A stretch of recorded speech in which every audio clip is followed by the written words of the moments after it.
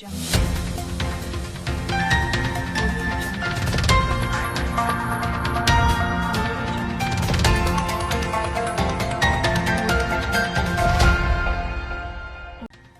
célébrons ce mercredi 5 mai la journée internationale de la sage-femme. Le thème retenu sur le plan international est « Les chiffres parlent d'eux-mêmes, investir sur les sages-femmes ».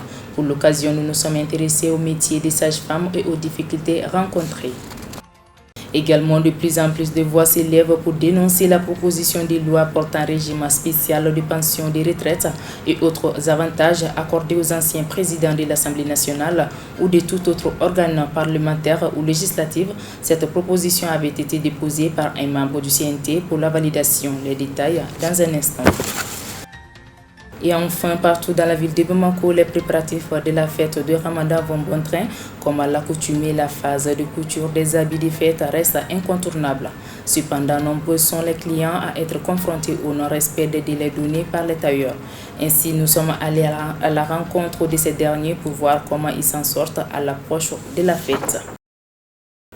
Mesdames et messieurs, bonsoir. Une fois n'est pas coutume, nous ouvrons cette édition par la page santé. La communauté internationale a célébré ce mercredi 5 mai la journée de la sage-femme, un métier indispensable qui mérite d'être valorisé. Pour en savoir plus sur ce métier et comment cette journée est célébrée au Mali, je vous propose de suivre ce reportage signé Aïchitou Touré, Djakaridja Dambélé. Considérée comme le plus beau métier et l'une des plus anciennes, la sage-femme est indispensable dans nos sociétés. Au Mali, en 2017, ils étaient 3418 personnes à exercer ce métier. Cette journée du 5 mai 2021 est l'occasion de rendre hommage aux hommes et femmes et mettre l'accent sur leur importance. Au Mali, pour la première fois, la Confédération internationale des sages-femmes a commémoré la journée par une conférence virtuelle à cause de la pandémie à coronavirus. La conférence a rassemblé les associations des sages-femmes à travers le monde, comme nous l'explique Madame Diko Fatmata Maïga, représentante des pays francophones d'Afrique de la Confédération des sages-femmes. La journée nationale a été décalée. Elles vont certainement, la présidente va certainement, elles sont en train de se préparer comme l'année dernière pour commémorer ça au Mali. Mais sur le plan international, la Confédération internationale a décidé cette année d'ailleurs pour la première fois de commémorer ça en conférence virtuelle par région. Avec l'ensemble des sages-femmes francophones et dans toutes les régions des Haïtiens aussi, c'est la même chose, la région anglophone, la région européenne. Toutes les associations de sages-femmes sont en train de se préparer pour commémorer cette journée en virtuel à cause de la pandémie de Covid. Le thème de cette année est très très important. On dit que les chiffres parlent d'eux-mêmes, investir sur les sages-femmes. Quand on dit les chiffres parlent d'eux-mêmes, cela veut dire que surtout dans nos pays francophones, en général, la plupart des indicateurs ne sont pas à souhait. Et il est important d'investir sur les sages-femmes parce qu'on sait le rôle que joue la sage-femme. La sage-femme joue un rôle important à tous les niveaux de la pyramide sanitaire. Elle est incontournable, elle a un rôle à jouer que personne d'autre ne peut jouer à sa place. Moi, je pense que les autorités ont fait de leur mieux. D'abord, ils ont élaboré des politiques, normes et procédures de travail. Parce que toute chose, d'abord, il faut avoir une norme. Donc l'État, il y a les politiques, normes et procédures en santé de la reproduction qui permettent vraiment à la sage-femme de savoir à quelque niveau qu'elle soit, qu'est-ce qu'elle doit mener comme activité, quelle est la norme qu'elle doit attendre. Donc je me dis déjà ça c'est bon. L'État a fait aussi, ils ont mis en place du matériel pour permettre à la sage-femme d'exercer, même si ce matériel n'est pas à souhait. Je crois que l'État a fourni des efforts dans ce sens-là. Et aussi, il y a l'existence d'un organe de régulation de la profession sage-femme. Nous avons un ordre des sages-femmes, nous avons une association des sages-femmes. Donc je pense que ça aussi c'est très important parce que l'ordre est un organisme personnalisé du ministère de la Santé. Selon Madame Diko Fatmata Maïga, l'une des principales difficultés que rencontrent les sages-femmes est liée au mauvais déploiement des effectifs dans les régions, mais aussi l'absence de certains matériels nécessaires à l'exécution des tâches qui les incombent. Il y a le déploiement des sages-femmes qui pose problème. Les sages-femmes ne sont pas partout où elles doivent être. Et je crois que ce n'est pas la faute à la sage-femme, mais la faute à elle, parce que d'abord c'est une corporation faite uniquement de femmes. Et vous savez que ce n'est pas facile pour une femme de laisser son mari, ses enfants avec nos pesanteurs sociaux. Ce n'est pas du tout facile. Et parfois, l'État aussi doit prendre ses responsabilités pour mettre les sages-femmes là où elles doivent être. Et d'autres difficultés, c'est peut-être l'insuffisance de matériel pour permettre à la sage-femme de faire exactement son travail. Par exemple, si tu vas dans les centres de santé, c'est difficile de trouver un centre de santé qui a tout le matériel nécessaire qu'il faut pour exercer tous les actes qu'une sage-femme doit faire. D'autres difficultés aussi, peut-être, c'est les éléments de motivation des sages-femmes qui acceptent de travailler dans les zones difficiles. À un moment, on a dit pour les sages-femmes qui acceptent de travailler dans les zones difficiles, il est quand même bon de faire des critères qui vont leur permettre de rester. Par exemple, s'il y a l'octroi d'une bourse, au lieu d'accorder la bourse à celles qui sont à Bamako, qu'on accorde la bourse à celles qui ont accepté d'aller travailler en zone difficile, qu'on puisse mettre en place aussi des primes de motivation. C'est ça qu'on a demandé à l'État, mais ça tarde à venir. Il n'est pas possible d'exercer le métier de sage-femme quand on est motivé par l'argent. Pour ceux qui pratiquent ce métier, c'est plus une passion. Madame Diaye Assetou Touré est sage-femme depuis plus de 20 ans. Elle exerce à l'hôpital en tant que sage-femme major en gynéco-obstétrique. Elle nous explique en quoi consiste concrètement le métier de sage-femme. Une sage-femme, c'est un professionnel de la santé qui accompagne la femme enceinte avant, pendant et après l'accouchement. Et le métier de sage-femme est historiquement a ses origines dans la fonction d'accoucher. Bon, en cela, il y a beaucoup d'activités aussi qui incombent à la sage-femme. C'est de sensibiliser, c'est d'orienter toute femme qui se trouve dans un contexte de la santé et de la reproduction. Les sages-femmes ne vivent pas uniquement que des joies de l'enfantement, elles sont aussi confrontées à des difficultés sur le plan émotionnel, mais également matériel. Tout métier, il y a des difficultés là-dedans. Mais ce métier-là, des sages-femmes, il y a beaucoup d'avantages, il y a beaucoup de gaieté. Et imaginez un peu une personne qui aide la femme, ou bien que Dieu l'autorise à aider une femme à donner la vie. Vous voyez que pour ça, c'est ce qui nous a été dit et on a vu. Et c'est Dieu qui vous paye. Personne ne peut vous payer de façon satisfaite à la place de Dieu. Et la satisfaction morale pour une sage-femme, quand on aide une personne en difficulté, une personne qui souffre, à aider, à donner la vie, et à une personne qui est en bonne santé, et que cette femme s'en sorte aussi en bonne santé, vous voyez un peu même la joie de la sage-femme. Et ce métier-là, ça donne, en plus de la récompense de Dieu qui vous donne, ça vous donne des relations humaines. La sage-femme, dans les pyramides sanitaires, est une personne importante parce que c'est la sage-femme qui est chargée, sur un premier rang, sur un premier plan, de faire la prise en charge de la mère et de l'enfant dans le système de la reproduction. Au monde même, ce n'est même pas au Mali. Donc cette personne doit être valorisée. Il faut qu'on valorise les sages-femmes, il faut qu'on les utilise de façon essayante et il faut qu'on les mette dans les conditions. Voilà les difficultés où les sages-femmes sont confrontées. La sage-femme lance un appel aux autorités afin que ces pères puissent accéder à des formations plus encadrées et ainsi leur permettre de prétendre à des postes décisionnaires. Par ailleurs, elle invite les jeunes générations à plus de rigueur. Quand on dit la santé fait partie des bases de développement d'un pays, pour avoir un bon agent de santé, il faut que l'agent de santé soit bien formé. Que l'école, que l'État met les élèves dans les conditions nécessaires pour qu'ils soient bien formés et qu'ils puissent donner ces différentes aides-là à la population, que la population aussi soit satisfaite. C'est une sorte de sécurité aussi. Donc, la première difficulté dans nos établissements de formation, tout n'est pas rose aujourd'hui. Les difficultés, c'est à tous les niveaux. Au niveau des élèves, au niveau des encadreurs, au niveau de l'administration. Bon, on doit travailler en ce sens pour que tout ça soit corrigé et qu'on ait des bons cadres, on ait des bonnes sages-femmes et pour pouvoir donner la satisfaction. Au Mali, le nombre de sages-femmes est bas par rapport aux besoins de la population et plus particulièrement des zones rurales. C'est pourquoi il est important d'informer, de valoriser ce métier et faciliter l'accès aux formations pour l'exercer. Autre chose à présent, faut-il accorder ou pas une pension de retraite aux anciens présidents de l'Assemblée nationale? C'est la question qui fait débat au sein de l'opinion publique depuis sa proposition par un membre du CNT.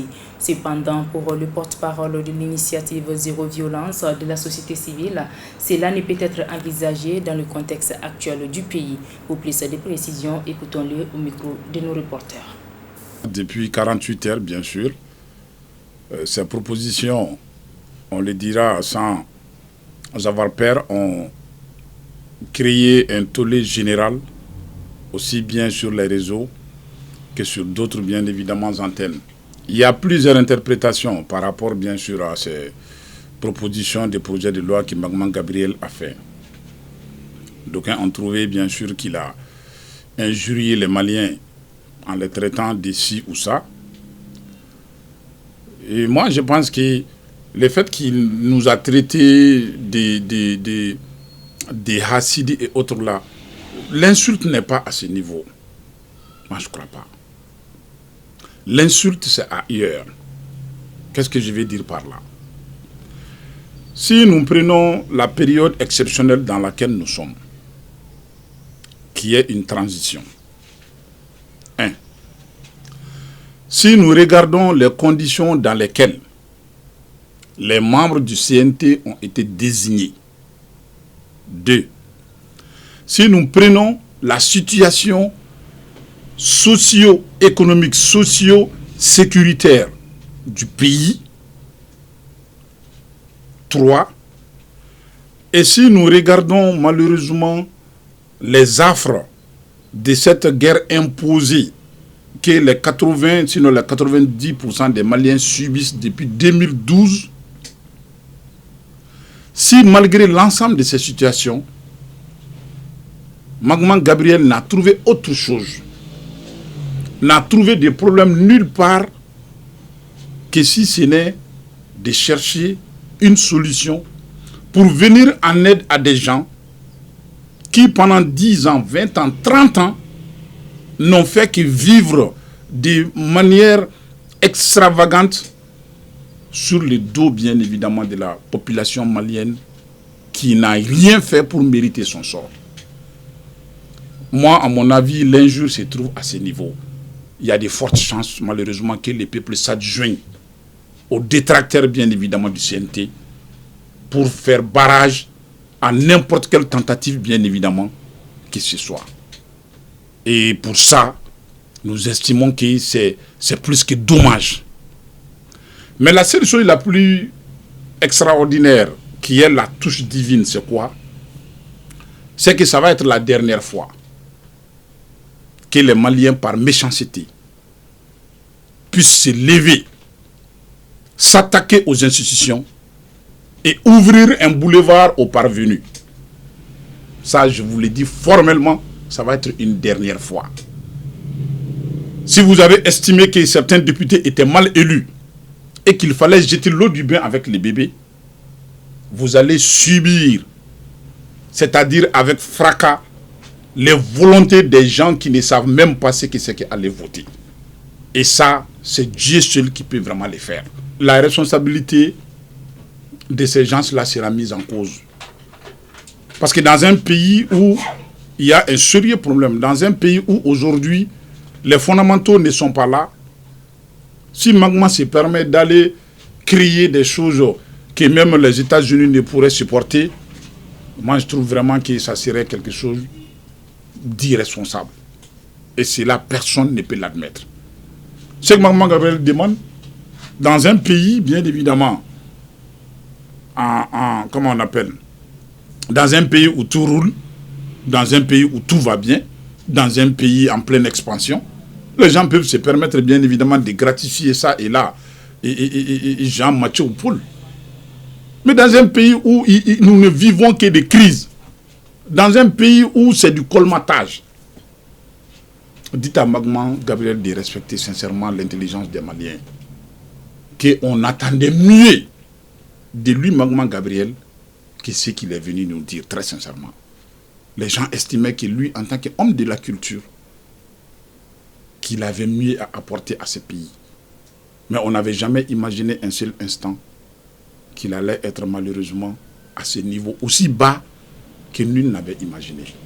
Donc l'incidence budgétaire de ce que Magma demande, le Mali, nous ne pourrons même pas. Et même s'il y avait une possibilité, nous faisons comprendre à Magma qu'il y a d'autres urgences que le traitement de ces anciens présidents de l'Assemblée. Si vous prenez l'ensemble de ces présidents-là, ils ne dépasseront pas peut-être 10 personnes. Et le traitement de ces 10 personnes-là peut venir en aide peut-être à 1-2 millions de Maliens ailleurs. Mais ils veulent quoi, ces gens-là? Et le drame, c'est que si c'était ces mêmes politiques-là qui avaient voulu une telle loi, nous aurions crié sur tous les toits que voilà, c'est des gens qui ne veulent que leur propre intérêt. Mais si c'est quelqu'un de la basse classe, quelqu'un que nous estimons être un de nous-mêmes, si c'est celui-là qui vient ôter encore le pain de la bouche des paisibles citoyens, sincèrement, je n'ai pas de qualificatif pour Magma. Si les Maliens pensent que quelqu'un d'autre viendra faire le Mali à sa place, qu'ils se départissent malheureusement de cette idée, parce que personne ne viendra faire le Mali à notre place. Deuxièmement, j'ai un conseil en or à donner aux gens de la transition, pour leur dire que 9 mois d'observation, c'est vraiment beaucoup. Et que notre silence n'est ni complaisance, ni abjugation. Mais que nous pensions réellement, qu'en leur donnant le temps, qu'ils allaient pouvoir donner une autre orientation que toutes celles que nous avons connues jusque-là. De leur dire de faire extrêmement attention, que parce qu'aujourd'hui, par leur propre agissement, ils sont en train de créer la voie de jonction entre le véritable peuple et leurs détracteurs. Et que si jamais la jonction se faisait, qu'ils comprendront qu'il n'y aura pas de voie de recul possible. Et après des vives réactions négatives concernant cette proposition de loi faite par Magma Gabriel, ce dernier vient de retirer sa demande auprès des autres membres du Conseil national de la transition. Nous y reviendrons plus en détail au cours de nos prochaines éditions. Et enfin, à quelques jours de la fête de Ramadan, communément appelée Selifitini, les ateliers de couture font déjà le plein. Pendant que certains tailleurs enthousiastes sont disposés à satisfaire la demande de leurs clients, d'autres sont littéralement débordés par les commandes et font usage de faux rendez-vous. Notre équipe de reportage a rapproché quelques tailleurs et clients pour en savoir davantage. Mariam Keita pour le reportage. L'Aïd el-Fitr, qui marque la fin du mois de Ramadan, est l'occasion de rendre visite à tous les parents, amis et connaissances afin de se souhaiter mutuellement bonne fête, une date qui s'approche à grands pas. Les Maliens ont pour habitude de coudre des habits sur mesure pour l'occasion. Ainsi, les tailleurs se retrouvent souvent débordés à l'approche de la fête. L'angoisse et la peur des faux rendez-vous des tailleurs font craindre le pire à certains clients. Les tailleurs ont mis l'accent sur le fait que les clients sont souvent la cause de ce problème de faux rendez-vous car ils attendent la dernière minute pour amener leur habit. Ce tailleur Oumar Traoré est confronté à cette situation actuellement. La fête de Ramadan, ça a coïncidé avec le Covid-19, donc maintenant on est en train de faire de notre mieux. Il y a quelques clients qui sont venus avec leurs habits. Malgré les délestages électrique, on est en train de survenir aux besoins de nos clients. On essaie de faire le maximum afin que tous nos clients puissent avoir accès à leurs habits le jour de la fête. Et la qualité de notre atelier, c'est que nous, on ne fait pas de faux rendez-vous. Tous les clients qui connaissent Franck Couture, nous, on a toujours respecté les rendez-vous. Malgré qu'il n'y a pas beaucoup d'affluence pendant cette fête, on essaie de faire de notre mieux. La faute des faux rendez-vous, les Maliens ne se pressent pas. Mais les gens n'ont pas de moyens. Souvent, les gens n'ont pas programmé la fête. À la dernière minute, s'ils ont un peu de moyens, ils vont essayer de venir donner les habits. Si c'est des clients fidèles, on est obligé de prendre. Mais les clients qui ne sont pas fidèles, qui sont venus malgré comme on appelle, l'approche de la fête. Si tu prends leurs habits, donc ils vont venir essayer de venir créer la panique. Les clients qui sont fidèles, même si tu n'as pas pu respecter leur rendez-vous, ils vont comprendre parce qu'ils savent que ici c'est la ponctualité. Quand tu rentres dans un métier, tu n'as pas l'amour du métier, tu es obligé de faire n'importe quoi. Donc tu vas prendre les habits par-ci et par-là, tu ne peux pas respecter les rendez-vous. Donc ça va créer un conflit, c'est pour cela qu'ils sont en train de gâter le nom des tailleurs. Sinon il y a beaucoup d'ateliers à Bamako qui respectent les rendez-vous. Malgré qu'il y a l'affluence, mais ils font de leur mieux. Quant à Daouda Sangare, couturier également, il n'a pas mis la faute que sur les clients. Il nous confie que certains tailleurs acceptent les habits à la dernière minute, sans être sûrs d'honorer les délais fixés. Cette année, avec la coupure du courant, ça cause beaucoup de problèmes, quoi. Sinon, à part ça, bon, il n'y a rien comme du mal. Ouais. Sinon, ça va, le marché est bon, mais on ne peut pas travailler comme avant. Moi, personnellement, quand même, j'ai respecté mon rendez-vous. Parce qu'on est nombreux. Bon, je ne sais pas aussi, c'est-à-dire, je ne prends pas des habits si je ne peux pas finir ça. Parce que souvent, si le client est venu, même si tu dis que, bon, franchement, je ne peux pas faire ça. Elle reste d'intervenir, parler, pardonner, donc par fini, tu vas monter des gens, tu prends, ça ne finit pas. Bon, il y a des gens aussi, tu peux prendre à cause d'argent, ça ne finit pas. C'est-à-dire, c'est la faute des deux personnes, quoi. Les clients, les tailleurs. Cette cliente, Kadiatou Traoré, est plutôt chanceuse car elle n'a pas été confrontée à des faux rendez-vous. Elle explique que cela dépend des ateliers de couture. Ici, il n'y a pas de faux rendez-vous. On amène notre habit dans cet atelier et les tailleurs nous donnent une date à laquelle on doit récupérer nos habits. Vraiment, il n'y a pas de faux rendez-vous ici, mais par contre, cela dépend de certains tailleurs. Les incompréhensions entre clients et tailleurs sont monnaie courante durant les périodes de fête. Ainsi, pour éviter tout problème, il est important que les clients anticipent et que les tailleurs tiennent un planning de travail rigoureux. Ainsi prend donc fait ce journal d'information. Merci de nous avoir suivis et bonne suite des programmes sur la Liberté Télévision.